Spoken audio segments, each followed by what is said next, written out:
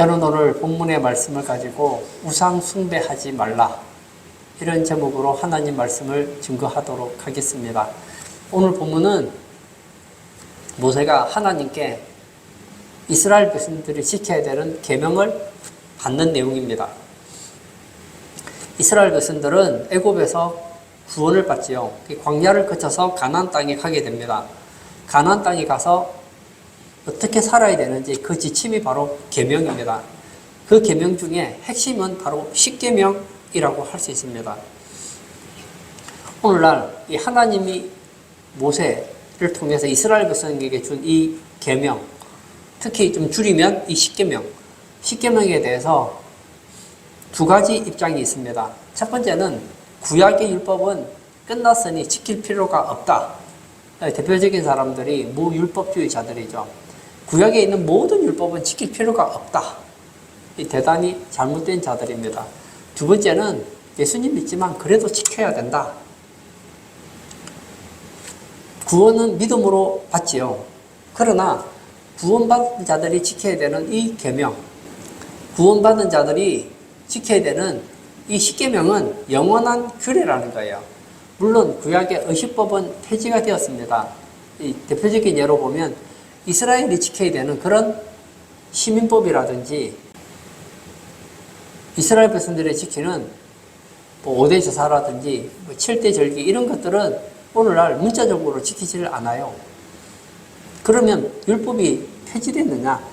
폐지된 게 아닙니다. 완전케 된 것이죠. 예수님께서는 이 땅에 오실 때에 율법을 폐하려고 오셨다고 하지 않았습니다. 나는 율법을 완전하게 하려 왔다고 했습니다. 구약의 율법은 불완전해요. 예수님 안에서 완전해집니다. 예를 들어서 십계명에 간음하지 말라. 그럼 구약의 율법은 간음만 안 하면 돼요. 그런데 예수님께서는 그 간음의 정신을 좀 더 확장시켜 주시죠. 어떻게 얘기하십니까? 마음에 간음을 한 것만 해도 이것도 역시 간음이다. 살인하지 말라. 그러면 사람을 죽이지 않으면 돼요. 그러나 예수님은 그 율법의 정신은 사랑이 있기 때문에 형제를 미워하면 이것도 역시 살인이라고 가르쳐주고 있다는 거예요. 저는 이스라엘 백성들에게 하나님께서 지키기를 원하는 그 계명, 좀 더 줄이면 이 십계명 중에서 2계명을 살펴보려고 합니다. 이 2계명을 통해서 우상 숭배하지 않으려면 어떻게 해야 되는지를 살펴보려고 합니다. 첫 번째, 우상을 만들지 말아야 합니다. 제가 4절을 읽겠습니다. 너를 위하여 새긴 우상을 만들지 말고 또 위로 하늘에 있는 것이나 아래로 땅에 있는 것이나 땅 아래 물속에 있는 것에 어떤 형상도 만들지 말며. 이스라엘 백성들이 지켜야 되는 대표적인 계명 10가지 중에 첫 번째 계명은 누가 참신이냐? 하나님께서 나 외에 다른 신들을 섬기지 말라고 했습니다. 그 말은 하나님만이 참신이요 하나님만이 유일한 신이라는 것을 가르쳐주고 있습니다. 그러면 이 계명은 그 신을 어떻게 섬길 것인가? 그 첫 번째 방법은 우상을 만들지 말라는 거예요.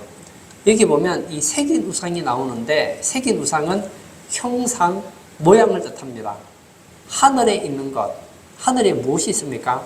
해나 달, 별, 천체, 일체를 가리킵니다. 그리고 날아다니는 조류를 말하죠. 땅에 있는 것은 무엇이 있을까요? 소라든지 뱀이라든지 동물, 곤충, 사람 이런 것 아니겠습니까? 그럼 땅 속에 있는 것은 무엇이 있을까요? 어류이지요. 즉, 이 세상에 존재하는 어떤 것이든 모양을 만들어서 만들지 말라는 거예요. 사랑하는 성도님, 하나님께서 싫어하는 것이 성경에 나와 있습니다. 그 대표적인 것이 바로 우상입니다. 하나님께서는 우리가 우상을 만드는 것을 싫어하세요. 이 구약에 보면 이 우상의 종류가 대략 한 36가지 정도가 나옵니다. 이스라엘 백성들이 광야에서 하나님을 섬기죠. 그리고 가나안 땅에 들어갔습니다. 하나님께서 은혜를 베풀어 주셔서 가나안 땅의 전쟁에 승리하게 됩니다. 그리고 집이 생겼어요. 땅이 생겼어요. 곡식이 생겼어요. 재물이 생겨요. 그러면 이런 복을 주신 하나님을 더 잘 섬겨야 될 것 같은데 그때부터 하늘에 있는 것을 만들어 섬기기 시작합니다. 해와 달과 별, 뭐 이런 모양을 만들고 섬기기 시작했습니다. 그리고 땅에 있는 것, 갖가지 동물의 모양을 만들고 섬겼습니다. 이것은 뭐 가나안 땅까지 갈 것도 없어요. 광야에서 이미 만들어졌습니다. 모세가 하나님께 계명을 받으러 올라가죠. 시내산에 가서 돌판에 십계명을 받아서 가지고 내려옵니다. 그동안 이스라엘 백성들이 아론을 충동질하여서 우상을 만들게 하죠. 그 우상이 무엇이었습니까? 금으로 만든 송아지였어요. 땅에 있는 형상이었단 말이에요. 가나안 땅에 가면 많은 우상들이 있습니다. 그 대표적인 것들이 바로 물고기 형상을 가지고 있더라는 거예요. 이 사무엘상 5장에 보면 이스라엘과 블레셋 사이에 전쟁이 일어납니다. 물론 하나님이 이스라엘을 도와주시면 100% 이기죠. 그러나 그들이 우상을 섬기고 있었기에 하나님께서는 그들을 블레셋에게 넘깁니다. 그 전쟁이 지지요. 그래서 이 블레셋에 있는 사람들이 법궤를 빼앗아서 다곤의 신상이 옆에 둡니다. 겉으로 볼 때는 이 다곤의 신이 여호와 신을 이긴 것 같아요. 이 고대에는 전쟁을 해서 이기는 신이 참신이라고 생각했었거든요. 근데 이튿날 되고 보니까 다곤 신의 머리와 두 손목이 끊어져 있더라는 거예요. 하나님께서 뭐라고 했습니까? 내 앞에 다른 신을 내게 있게 하지 말라 그랬습니다. 감히 하나님 앞에 이 다곤 신 형상이 남아날 수 있겠느냐고요. 북한에 가면 이 김일성 동상이 전국에 세워져 있습니다. 이건 뭐죠? 바로 우상입니다. 일제시대 때 일본 천황의 사진을 걸어놓고 섬기겠죠. 신사참배입니다. 이런 것들도 역시 우상이라고 할 수 있습니다. 어떤 형상을 섬기기 위해서 만들면 이건 우상이 되는 거예요. 중세 형상 교육이 있었습니다. 이 교육교인들이 교회 들어오는 사람들이 교회를 잘 몰라요. 성경을 잘 몰라요. 그래서 교육적인 차원에서 어떻게 합니까? 처음에는 순수한 동기로 그림을 만들고 어떤 조형물들을 만들기 시작했습니다. 그 대표적인 게 바로 십자가이지요. 십자가가 나쁜 겁니까? 좋지요. 십자가는 우리를 위해서 하나님께서 예수님을 보내주셨다는 사랑의 증거가 아닙니까? 십자가는 예수님께서 십자가에서 인간의 죄 문제를 해결했다는 그 증표가 바로 십자가 아닙니까? 좋은 것이죠. 그 사람들이 이제 교회 다니면서 십자가 목걸이를 해서 다니기 시작합니다. 십자가 목걸이 하는 게 얼마나 좋습니까? 나 같은 죄인을 위해서 예수님이 십자가에 죽어주셨구나. 그 의미를 알면 되는데 이상하게 형상을 만들면 그때부터 그 형상이 어떤 의미를 부여하기 시작하더라는 거예요. 내가 이 십자가 목걸이를 하면 도와줄 거야. 여러분 영화 같은 거 보면 뭐 드라큘라 뭐 있지도 않지만 뭐 드라큘라가 나타날 때 어떻게 합니까? 십자가 목걸이를 막 앞으로 내밀잖아요. 그러면 십자가가 마치 무슨 능력이 있는 것처럼 착각하게 되더라는 거예요. 그래서 보수주의자들은 이 칼빈의 뜻을 따라서 강단에 십자가를 안 세웁니다. 우리도 여기 보세요. 강단에 십자가가 없잖아요. 왜 이럽니까? 그러면 십자가를 강단에 세우면 뭐 문제가 생기는 건가요? 아무 이상 없습니다. 근데 왜 그러죠? 혹시라도 그 형상들 때문에 그것을 우상으로 섬길 가능성이 있기 때문에 그런 가능성을 배제했다는 거예요. 열왕기하 18장 4절에 보면 히스기야가 왕이 되고 나서 한 여러 가지 업적들이 나옵니다. 그 첫 번째가 뭐죠?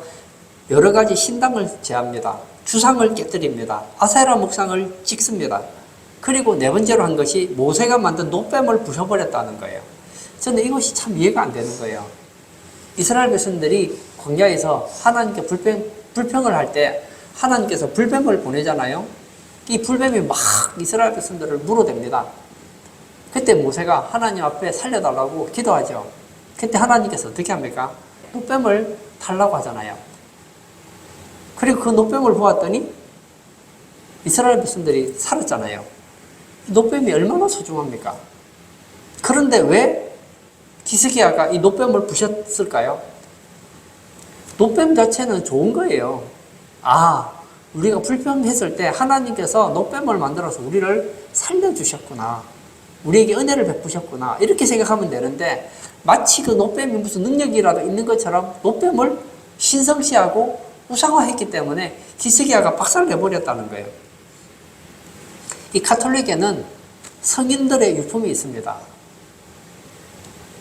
우리가 생각하는 성인은 예수 잘 믿는 사람이 성인이지만 이 가톨릭에서는 자기들이 어떤 정한 규칙이 있어요. 그 규칙에 맞는 사람이 성인입니다. 그리고 그 성인이 가지고 있는 유품들을 아주 신성시해서 유물을 섬기게 합니다. 우상이죠. 하나님께서는 뭐라고 했습니까? 어떤 형상이든지 만들지 못하겠습니다. 그러면 교회 다니시는 분들은 새도 조각하면 안 되고 동물도 그리면 안 되고 그렇다는 건가요? 아니에요. 하세요. 오늘 성경에서 말하는 것은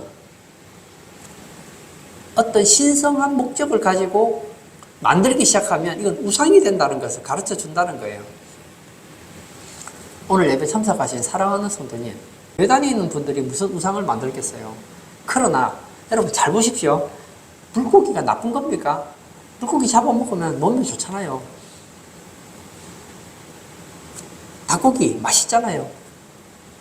그런데 그 닭이 마치 무슨 능력이라도 있는 것처럼 생각하고 그 닭을 섬기기 위해서 어떤 형상을 만들기 시작하면, 의미를 부여하기 시작하면 그때부터 그것은 동물이 아니라 우상이 된다는 거예요. 여러분, 혹시 내가 손으로 직접 그리거나 만들지는 않았지만 저것이 내 인생을 바꾸어 줄 것처럼 생각하고 의미를 부여하는 어떤 대상이 있지는 않습니까? 그런 걸 만들지 말라는 거예요. 두 번째, 절하지 말아야 합니다. 제가 5절을 또 읽겠습니다. 그것들에게 절하지 말며 그것들을 섬기지 말라. 나 하나님 여호와는 질투하는 하나님인즉 나를 미워하는 자의 죄를 갚되 아버지로부터 아들에게로 3, 4대까지 이르게 하거니와. 구약에서 하나님께서 싫어하는 대표적인 자가 우상을 만드는 것이고, 또 한 가지는 우상에게 절하는 거예요. 하나님께서는 이런 우상에게 절하는 자에게 뭐라고 얘기하십니까? 그 죄에 대해서 질투하시고 죄를 3, 4대까지 갚겠다고 하십니다. 무서운 계명입니다. 여러분, 우상을 만들고 그 앞에 절하면 하나님께서는 3, 4대까지 재앙을 내리시겠다고 말씀합니다. 이 절한다는 것이 대체 무엇입니까? 섬기는 거예요. 섬기기 위해서 절하는 거예요. 형상에게 이 말은 무슨 힘이나 능력이 있다고 보고 특별한 애정과 섬기는 모습을 말합니다. 즉 어떤 것이든 섬기지 말라는 의미입니다. 오늘 예배 참석하신 사랑하는 성도님, 하나님께서는 천지 만물을 창조하신 분이십니다. 하나님 말씀으로 모든 만물을 지으셨어요. 따라서 하나님 외에는 어떤 것도 능력이 없습니다. 능력이 없는 것에 능력이 있고 나를 도와줄 것처럼 착각하면 그게 바로 우상이 되는 거예요. 그리고 그걸 섬기면 우상 앞에 절하는 것이나 마찬가지라는 거예요. 에스겔서 8장에 보면 예루살렘 성전에 각종 우상을 세워놓고 절하는 사건이 생깁니다. 그때 하나님께서 9장에 모두 죽여버리라고 합니다.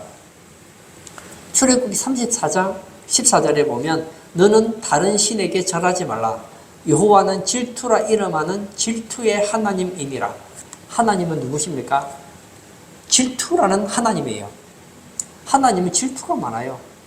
하나님을 섬기는 사람이 하나님 외에 다른 어떤 신에게 절하게 되면, 바꾸어 말하면 하나님 외에 다른 것을 하나님보다 더 사랑하고 섬기면 하나님은 질투하신다는 거예요.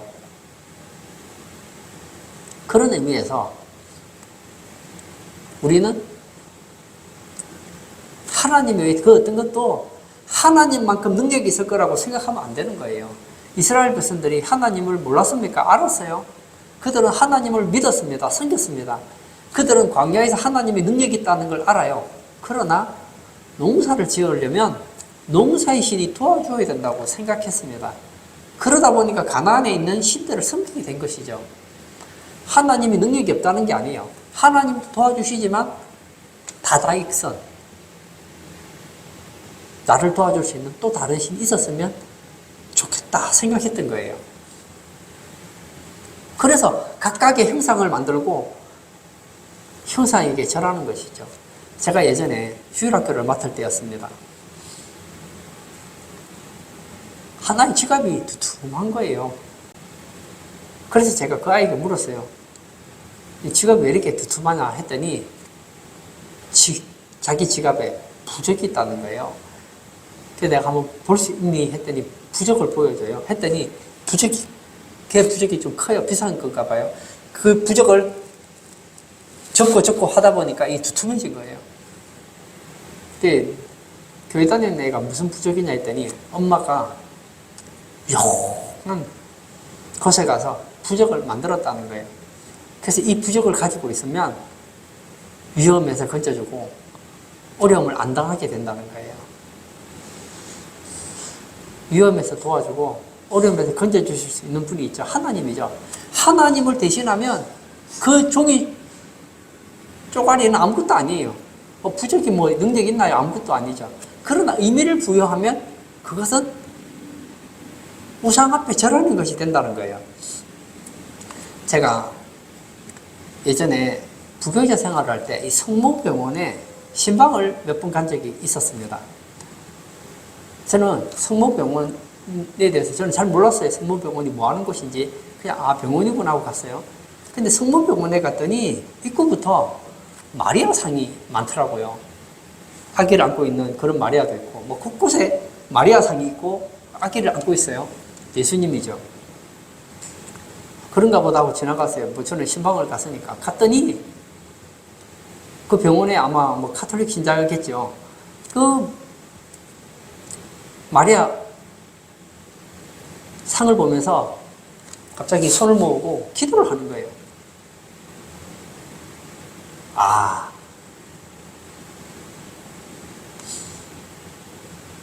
그냥 마리아하고 예수님 상을 만든 게 아니구나. 이 섬기려고 만들었구나 하는 걸 알게 되었어요. 물론 뭐 저는 제게 아무 의미도 없었지만 보면서 오고 가면서 보니까 그 오는 많은 카톨릭 신자들이 그 마리아 앞에서 기도하고 있는 거예요. 여러분, 제가 얘기하고 싶은 이거예요. 마리아는 신앙이 좋은 여자예요. 저는 마리아가 나쁘다고 생각하지 않습니다. 그러나 카톨릭은 마리아를 나쁜 여자로 만들었어요. 마리아를 우상으로 만들었어요. 성경에 이런 말이 있죠. 모든 사람이 죄를 범하였음에 죄 없는 사람은 아무도 없어요. 근데 카톨릭에서는 마리아는 죄가 없대요. 모든 사람은 나이가 들면 죽지요. 마리아는 죽지 않습니다. 죽지 않고 하늘로 승천을 했습니다. 그리고 성경에 보면 마리아가 자식을 여러 명 낳았지요. 마리아는 동정녀로서 예수 외에는 그 누구도 낳지 않았대요. 그리고 성경이, 오늘 성경이 뭐라고 했습니까? 우상을 만들지도 말고 섬기지도 말라고 했잖아요. 근데 카톨릭은 우상을 만들고 섬기잖아요. 그래서 어떻게 합니까? 이계명을 없애버린 거예요. 10계명에 이계명이 없어요. 우상을 만들지 말고 섬기지 말라는 말이 없습니다. 그럼 어떻게 하죠? 10계명을 둘로 쪼갠 거예요.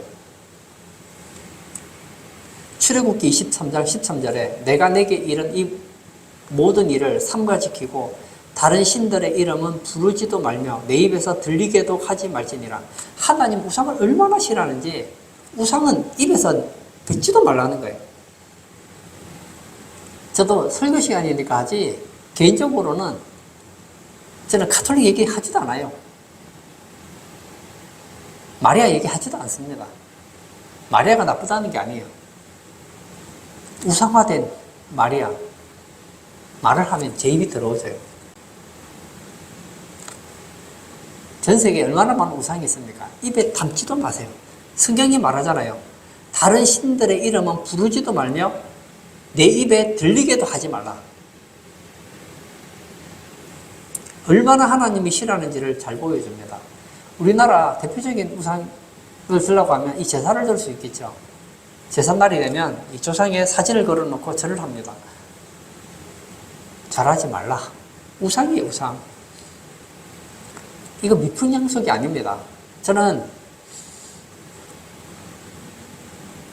우리나라의 많은 문화들이 중국에서 넘어왔지요. 부모를 섬긴다는 거 저는 참 좋다고 생각해요. 산부모 섬기면 안 되죠. 죽은 부모도 섬겨야죠. 그래서 어떤 날이 되면 죽은 부모의 상을 만들어 놓고 위패도 만들고 거기서 엎드려 절하기도 하고 섬기기도 하고 제사상을 차리기도 하잖아요. 근데 바울은 무엇이라고 했습니까? 이방인의 제사하는 것은 귀신에게 하는 거래요.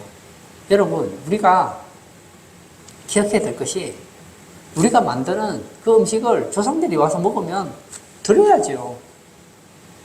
조상들은 먹지 않는다니까요. 거기서 절하면 누가 그 절을 받고 있느냐? 귀신들이 받는다니까요. 그러므로 저는 우리 예수 믿는 성도들은 제사의 음식에 절하지 말기를 바랍니다. 제사 음식에 절하는 건요, 우상 숭배에 동참하는 거예요. 그뿐만이 아닙니다. 바울은 이 출애굽기에서 말해주지 않은 우상을 하나 더 가르쳐줘요. 우상 숭배를 하나 더 가르쳐줘요. 그게 뭐죠? 탐심입니다. 탐심은 곧 우상 숭배라.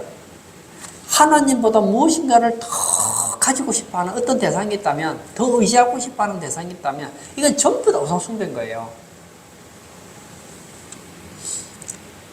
우리나라 사람들의 대표적인 우상이 뭘까요? 제가 볼 때는 돈인 것 같아요. 돈 좀 더 벌고 싶다. 하나님을 사랑하는 것보다 돈에 관심이 많아요.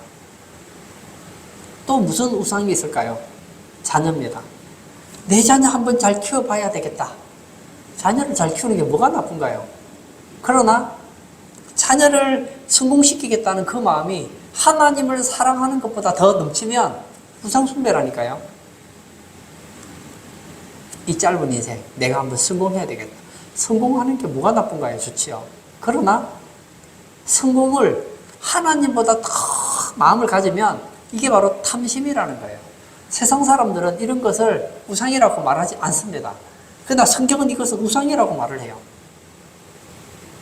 오늘 예배 참석하신 사랑하는 성도님, 우상 숭배를 하지 않으려면 먼저 두 가지를 기억해야 됩니다. 첫 번째는 아무 형상이든지 만들면 안 돼요. 그리고 섬기면 안 됩니다. 보이는 것뿐만 아니라 보이지 않는 것. 내가 하나님보다 무엇인가를 더 의지하고 관심을 가지면 나는 우상을 섬기고 있는 거라는 거예요. 세 번째, 하나님을 사랑해야 됩니다. 6절을 제가 또 읽겠습니다. 나를 사랑하고 내 계명을 지키는 자에게는 천대까지 은혜를 베푸느니라.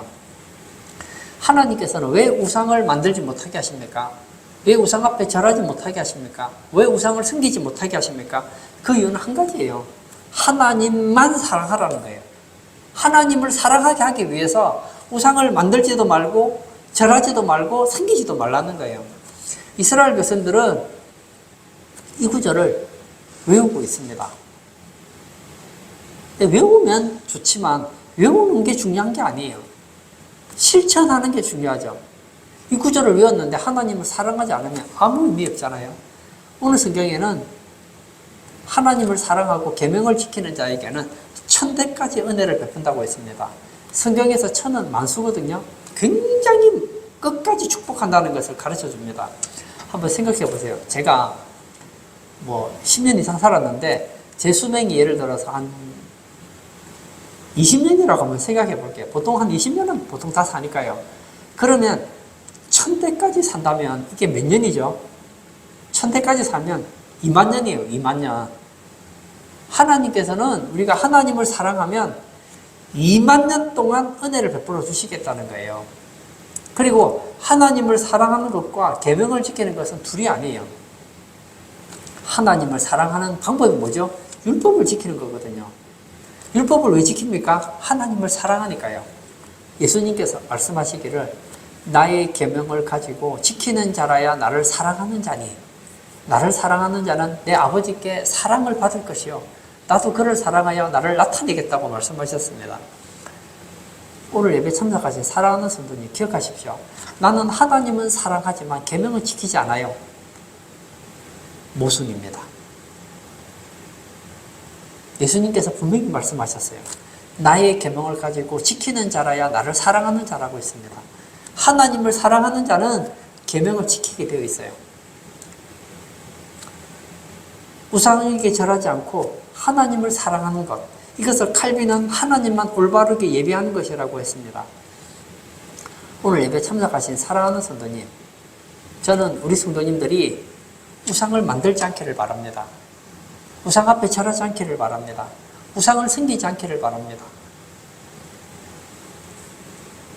이런 것에 관심을 두지 마시고 하나님을 더 사랑하시기를 축복합니다. 오늘 성경에 하나님께서는 두 가지를 명령하십니다. 첫 번째는 하지 말라. 두 번째는 하라. 하지 말라는 것은 소극적인 명령이죠.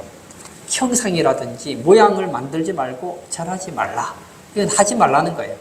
근데 하라는 건 적극적인 방법이죠. 하나님을 사랑하고 계명을 지키라는 거예요. 여러분, 어떤 아이가 공부를 너무 안 해요. 그럼 부모님이 말하겠죠. 얘야, 이제는 수업 시간에 딴짓하지 말고 공부해라 했어요. 이 아이가 수업 시간에 딴짓을 안 했어요. 근데 공부는 안 했어. 그러면 부모 말에 50% 순종한 건가요? 순종을 안 한 거죠. 부모님이 말하고 싶은 핵심은 공부 시간에 딴짓 안 하는 게 아니에요. 뭐죠? 공부하는 거예요. 공부하기 위해서 딴짓을 하지 말라는 것이죠. 하나님께서 이스라엘 백성들에게 원하는 것은 우상을 섬기지 않는 게 아니에요. 하나님께서 이스라엘 백성들에게 원하는 것은 하나님을 사랑하고 계명을 지키는 거예요. 그렇게 하기 위해서 뭐 하라고요? 우상을 만들지도 말고 섬기지도 말라는 거예요. 그러나 만약 하나님의 백성이 우상을 만들고 섬기고 절하면 어떻게 됩니까? 그 죄를 갚되 3, 4대까지 갚겠다는 거예요. 무시무시한 말씀이죠. 꼭 그런 건 아니겠지만 제가 보면 전 세계에 우상을 많이 만들고 우상을 섬기는 나라일수록 대부분 못 살아요. 일부 계층은 잘 살겠지만 대체로 못 살아요. 반대로 하나님을 사랑하고 계명을 지키면 천대까지 은혜를 베푼다고 했습니다. 저는 이 말이 너무너무 와닿아요. 제가 어떤 글을 읽었더니 그 글이 그랬더라고요. 우리나라가 6.25를 경험했는데도 불구하고 이렇게 잘 사는 것은 우리나라 국민들이 똑똑해서 그렇다는 거예요. 맞습니다. 우리나라 똑똑한 것 같아요. 그러면 조선시대 때는 왜 가난했죠? 고려시대 때는 왜 어려움을 당했죠? 삼국시대 때는요? 발해 때는요? 고조선 때는 왜 그렇게 어려움을 많이 당했습니까? 그게 아니죠. 하나님이 도와주셔야 잘 사는 거예요. 저는 우리나라가 이렇게 잘 사는 거 보면 느껴요. 우리나라가 어떻게 해서 이렇게 잘 살게 되었지? 제가 아무리 생각해도 답이 안 나와요. 답은 한 가지예요. 우리나라에 기독교가 들어오고 나서 예수 믿는 사람들이 우상을 멀리하고 우상을 만들지 않고 하나님을 사랑하고 계명을 지키니까 하나님께서 복을 부어주신 거예요. 여기에는 예외가 없습니다. 저는 우리 성도님들이 하나님을 사랑하기를 바랍니다. 하나님의 계명을 즐거워하시기를 바랍니다. 우리나라에 이 마포 삼열이라는 선교사님이 계셨습니다. 이분이 선교 사역을 마치고 미국으로 돌아갈 때 한국의 교회 지도자들이 기념비를 세우려고 합니다. 이 우상으로 세운 건 아니고 기념 차원에서 세우려고 했습니다. 그때 이 최건능이라는 목사님이 이렇게 말을 합니다. 나는 마포 삼열 박사님을 존경합니다. 한국교회의 은인이며 나의 은인입니다. 그러나 만일 비석을 세운다면 나는 도끼로 때려 부술 것입니다. 왜냐하면 혹시라도 우상화 될까봐. 그리고 마포 삼열 선교사님도 극구 사형해서 기념비가 세워지지 않았다는 거예요. 저는 최건능 목사님도 대단하고 마포 삼열 목사님도 참 훌륭하다고 생각해요. 결론을 짓고자 합니다. 하나님께서는 우리에게 10가지 예수 믿는 사람이 지켜야 될 계명을 주셨습니다. 이 계명을 산상수훈에 보면 예수님은 다 확정을 시켰습니다. 이 계명은 지켜도 되고 안 지켜도 되는 계명이 아니에요. 예수 믿는 사람이라면 반드시 지켜야 되는 계명입니다. 그 중에서 저는 오늘 이 계명을 생각했습니다. 이 계명의 핵심은 무엇입니까? 우상을 만들지 않는 게 아니에요. 우상을 섬기지 않는 게 아닙니다. 하나님을 사랑하고 하나님의 계명을 즐거움으로 지켜나가는 거예요. 저는 우리 성도님들이 여러분 안에 하나님보다 더 사랑하는 것이 있다면 다 박살내시기를 바랍니다. 하나님보다 더 의지하는 것이 있다면 다 없애시기를 바랍니다. 하나님보다 더 소유하고 싶은 무엇인가가 있다면 마음에서 끊어버리시기를 바랍니다. 그리하여서 하나님을 사랑함으로 인하여 천대까지 하나님의 은혜를 받는 복된 성도님 다 되시길 주의 이름으로 축복합니다. 이 시간 한번 같이 기도하기를 원합니다.